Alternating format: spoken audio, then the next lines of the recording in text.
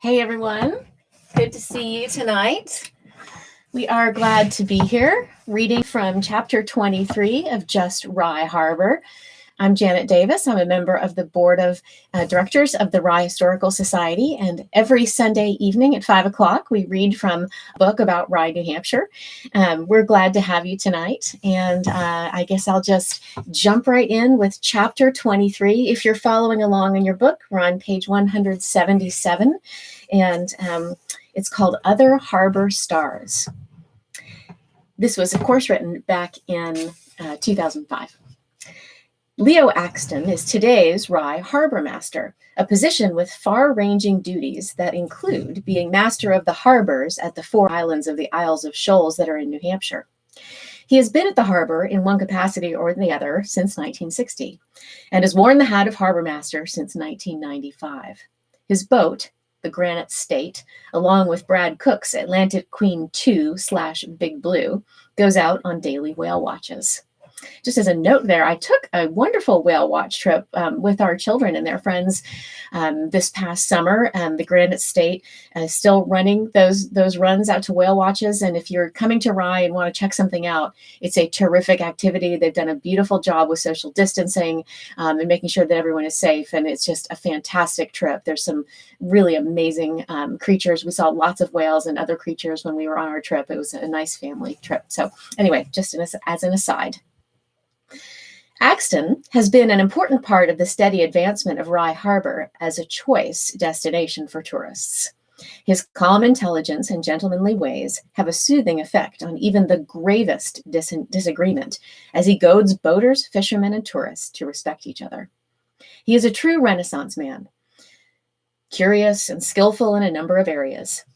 Long an avid fisherman, scuba diver, teacher, and businessman, he has developed along the way a keen mastery of human relations, perpetually educating while spinning his favorite sea tales.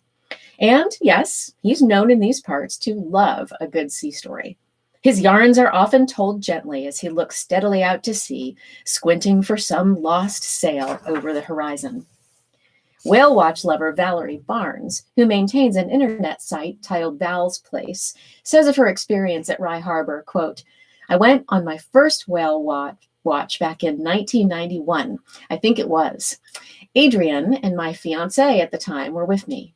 The boat was the Granite State," that's Axton's vessel, "and we set sail out of Rye, New Hampshire. En route to the open sea, we were already in luck. Surrounded by seabirds and harbor seals, the day promised to be nothing less than exciting. Yet, I was in no way prepared for what unfolded in front of us." End quote. Barnes continues, 45 minutes out of the harbor, we found ourselves enveloped by a shoal of Atlantic white-sided dolphins. The captain estimated 150 of them. Everywhere we looked, in all directions, there were dolphins racing, leaping and playing. The faster the boat went, the faster they all followed, racing behind us in our wake. It was breathtaking to see such a display of nature. I would have been perfectly happy if that was all we saw our entire day out. But the best was yet to come.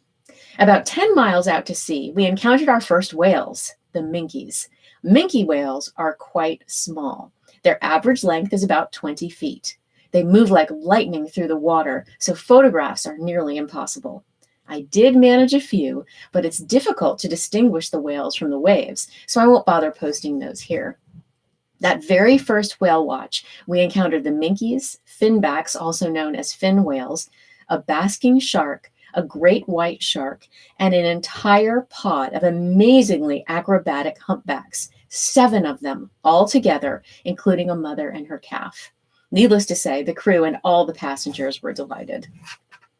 Another reason Rye Harbor has looked so hauntingly beautiful the past few years is the endless work of harbor manager Joe Betley, nicknamed Gig, as in actor Gig Young. When told to slow down, he just smiles, winks, then whirls around and races off to tweak another spot into perfection. He has beaten the harbor into shape, painted buildings, created stone sculptures and compasses, endlessly mowed and raked, created a grand selection of historic regional postcards under glass at the harbor office counter, and planted beautiful sculpted flower beds everywhere, with cascades pouring out of a stand-up boat at the harbor entrance, and another bed magically appearing at dockside out of a sunken rowboat. Axton and Bentley have made a great team joined together with a mutual passion, bringing out Rye Harbor's natural beauty so that everyone in the world will love it almost as much as they do. Another busy person at the harbor is Susan Reynolds, captain of the Uncle Oscar. Her son, Peter, has a full captain's license and is often at the controls of the Granite State. Sue Reynolds has been the motivating force behind the recent efforts to save White Island Lighthouse. While others have talked for years about the need to preserve this historic landmark, she was the knowledgeable, caring person who took effective action that has generated meaningful government response. Along the way, she has educated scores of students to care passionately about heritage and environment, and like her, to be doers and not just talkers. Internet sites concerning the lighthouse are filled with pictures of Reynolds and her students. Numerous newspapers and magazine articles these past few years have discussed her tireless and effective efforts. One of them appeared in Yankee Magazine's July-August 2003 issue. Its title, Defenders of the Coast, conveys in a nutshell what Reynolds has done. The Northampton School, where Sue Reynolds teaches, has recently been named Best in the State, thanks in part to her groundbreaking efforts. Furthermore, the federal government named her workplace in a blue ribbon school in September 2004, one of only 8 in New England so honored.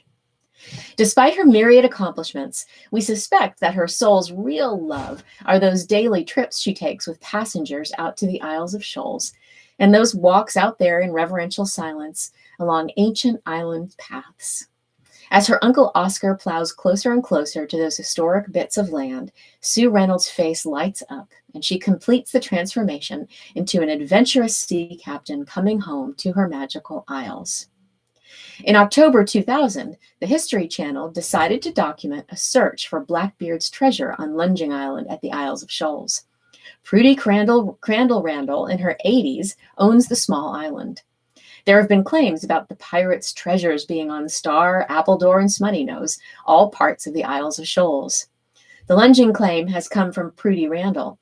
She told her tale to a local producer, and plans were eventually formulated to include the story on an episode of the History Channel's History's Mysteries series. At 6 a.m, a Boston-based film crew joined a team of geologists and their high-tech equipment aboard Sue Reynolds' boat, wrote historian J. Dennis Robinson in an article on his internet site, seacoastnh.com. Quote, "Then Captain Pete Reynolds steered the MV Uncle Oscar expertly through 6 miles of hefty rolling waves to the tiny private island," unquote. It took 5 trips in a small skiff to get all the people and gear on the tiny island. During high tide, the 2 halves of lunging are separated by a foot or 2 of ocean, and it is there that Prudy Randall says that Blackbeard left his treasure and his 13th wife and never came back. A barge with a drill rig was scheduled to arrive from Rockland, Maine the following day to make a small test boring through the rock. The Uncle Oscar returned to the island with Prudy Randall and 4 local actors carrying pirate costumes in dry cleaning bags. Robinson wrote, quote, "Captain Peter, like the ferryman on the river Styx, is rowing the population to and from each side of the island," end quote. The camera crew took a dramatic shot of the Blackbeard actor and his crew supposedly rowing away. Really, it was Peter Reynolds towing them. Alas, no treasure was found. Bob Kenny of Hampton, a Massachusetts Maritime Academy graduate who is usually called Captain Rob, runs frequent charter dives out of Rye Harbor, heading to Duck Island or other spots at the Isles of Shoals. In the 3 years since he opened his business, he has taken at least 100 dives. His business is called Captain Rob's Dive Charters. In 2003, Captain Rob and his divers discovered a submerged anchor that he guessed is from the 1800s. Rob has now incorporated the anchor dive as an option in his trips out of Rye Harbor. "People are always asking me, 'Are you going to bring it up?' He says, 'Nope, I want to leave it there and keep bringing people back so they can experience the thrill. And that is the end of chapter 23. I think since we've got time left, I'll go ahead and read chapter 24, at least the beginning of it, called Harbor Shack Histories. Once again, we are now in just Rye Harbor. If you're following along in your copy, it's page 183, and we're starting into chapter 24, Harbor Shack Histories. Originally, there was only a bait shack and 3 other shacks. The bait shack was relocated and today is used as a school bus stop on Washington Road. The other shacks were removed, and Brad Cook's building now sits on the spot where they existed. The shacks discussed below represent the, quote, second generation of shacks. Shack histories provided by Leoaxton. We just heard about him in the last chapter with Granite State Tours.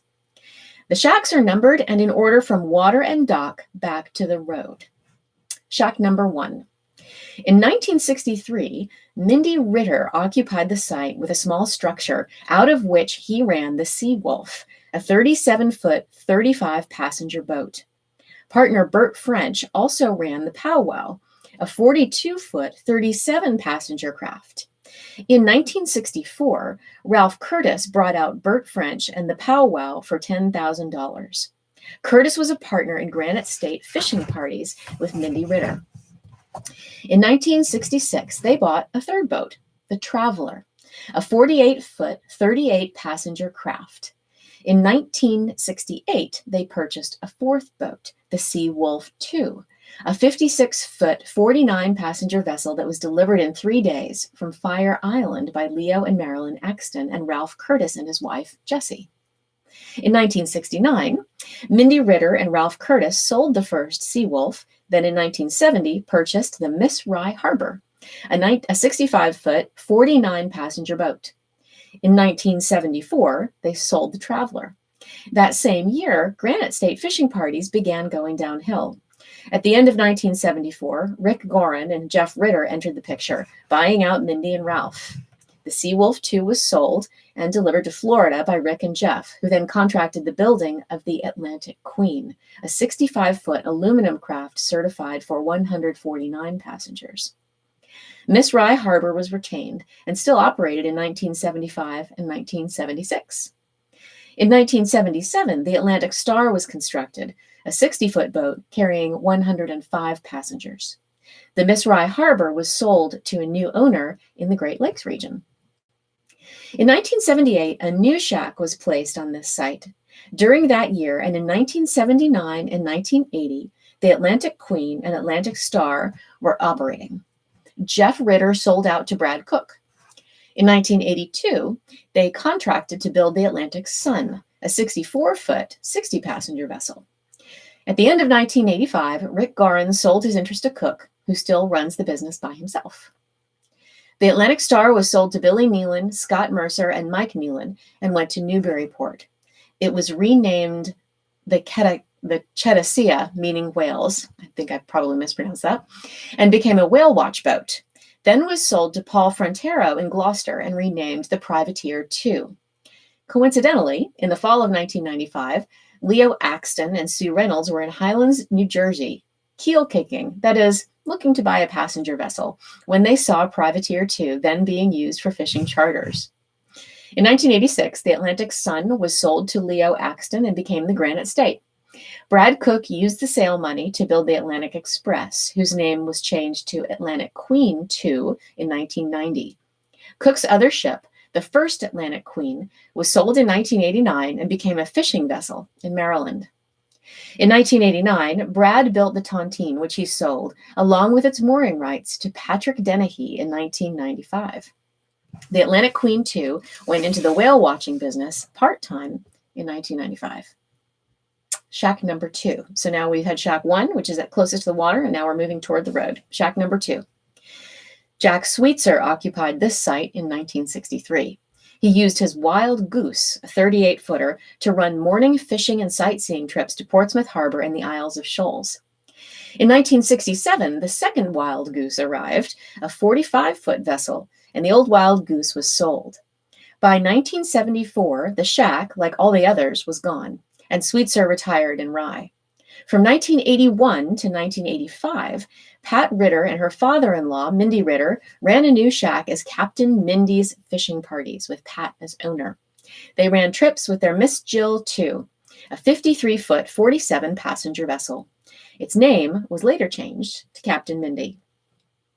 In 1986, Leoaxton stepped back into the picture and bought the structure from Pat, moving into shack number 2 and out of shack number 3, selling that business to Eric Anderson. That same year, Leo purchased the Atlantic Sun from shack number 1 owner Brad Cook, changed its name to the Granite State, and increased the passenger capacity to 150. The following year, the Granite State started sightseeing and whale watching tours. From 1995 to present, it has been operated strictly as a whale watching business owned by Leoaxton, with Peter Reynolds as his assistant. Shack number 3. The shack came into existence in 1966. Fred Miles ran a 6-passenger fishing charter business. Fred phased out of the picture, and first-generation shack number 3 was gone in 1974. There was nothing there from 1975 to 1982. From 82 to 85, Leoaxton used the Yankee Pride for sightseeing trips to Portsmouth Harbor and the Isles of Shoals. Lobster trips were also part of the business. In 1986, Leoaxton sold this shack to Eric Anderson, who ran 6-passenger charters and sold lobsters.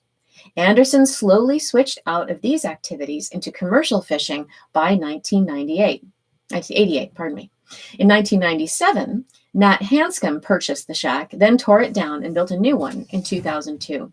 He sells strictly lobsters. Shack number 4. From 1986 to 1993, Mindy Ritter and his girlfriend Arlene ran charters with Tara, their 6-passenger fishing boat. They also ran a successful bait business. Mindy Ritter died in 1993, and Arlene sold the shack to John Savage and Ray Maimone. In 1994, Ray and John ended their partnership. Now, John Savage owns the shack and uses it for storage. Shack number 5. From 91 to 95, Sue Reynolds ran sailboat charters aboard the Figment, a 37-foot, 6-passenger Alberg vessel. She provided sightseeing trips, charters, and sailing lessons. Sue had no shack, so she ran her business out of Leoaxton's shack number 2. She had a shack installed in 1996. The same year, she purchased her beloved Uncle Oscar, a 38-foot, 20-passenger vessel. Reynolds still operates this business. Shack number 6. In 1994, Pat Dennehy began running fishing trips out to sea in the Tontine, a 42-foot, 30-passenger vessel, and he built this shack in 1996. Shack number 7. Ray and Marie Maimone and their daughter Megan own and operate this shack with the help of the Harvester, a 26-foot, 6-passenger Mako fishing charter boat. Ray built this shack by himself and now sells bait and tackle from it. Shack number 8. This shack, owned by Al Cummings since 2001, at one time was the only one at Rye Harbor. Currently, it is used for storage. So I'm going to stop there on page 188. I'll finish this chapter. There's only a few pages left. So continuing on, there's a list of Rye Harbor Masters and a list of Rye Harbor premises history. The Harbor Masters, starting in 1957, it was Ben Saunders under the New Hampshire Port Authority. In 1968, John Wyden took over, and Bob Duddy was the assistant harbor master. 1987 to 95 was Eric Anderson, and Bob Diddy was the assistant. And 1995 to 2005, Leoaxton at the writing of this book. The premises history looks like in 1962 until 1974, New Hampshire State Parks ran the facility under the Department of Resources and Economic Development. In 1974, the Bureau of Marine Services, still under that same department with offices in Portsmouth, controlled the fish piers and parking lot, supervised Hampton, Rye, and Fishermen's Cooperative piers in Portsmouth and Hampton Harbor. From 90 to 2001, the New Hampshire State Parks returned as the administrator. From 01 to 03, a commercial pier was taken over by Pease Development Authority, Division of Ports and Harbors, and Rye Dock was administered by New Hampshire State Parks. And finally, in 2004, right before the publishing of this book, the commercial and recreation docks were taken over by Pease Development Authority, Division of Ports and Harbors. We've got the following people who worked at the harbor: Joe Betley, Rosemary Clary, Judy Dubois, Harold Eames, Tom Horan, Ed Kelly, Bill Laughlin Sr., and Bill Laughlin Jr., Ken McHenry, Joe McKitterick, Ashley Meyer, Del Parnell, Jan Philbrick, Jeff Pierce, Pat Pluff, Jose Rodriguez, Mary Rulison, Keith Siracusa, Harriet Varney, Jeff Wade, and Jack Woodworth.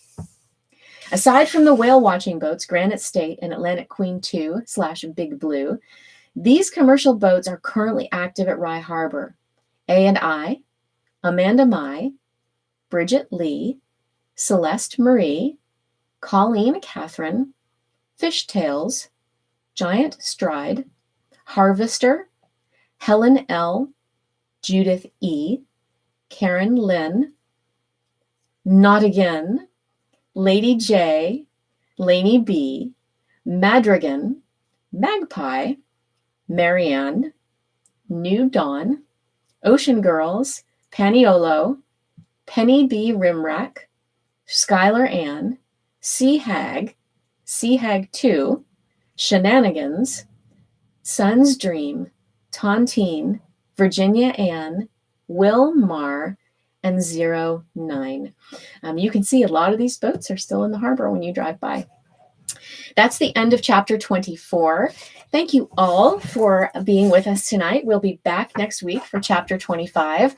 I hope you enjoy a wonderful Sunday evening. If you have any questions about the Rye Historical Society, please don't hesitate to check out our Facebook page or our website. We've got all our information about our programming, which actually includes a terrific program that's going to be on the windmills of the weather vanes. Sorry, the windmills. I've got windmills on the brain. The weather vanes of Rye, which is coming up on the 25th at 7 o'clock on our, it'll be on Zoom, and you can see the link on our Facebook page and also on our website if you want to come and register. So thanks again. Once again, I'm Janet Davis. It was great to be with you tonight and look forward to seeing you again soon. Please drop by the museum if you'd like to check out our town museum as well. Thanks again. Bye.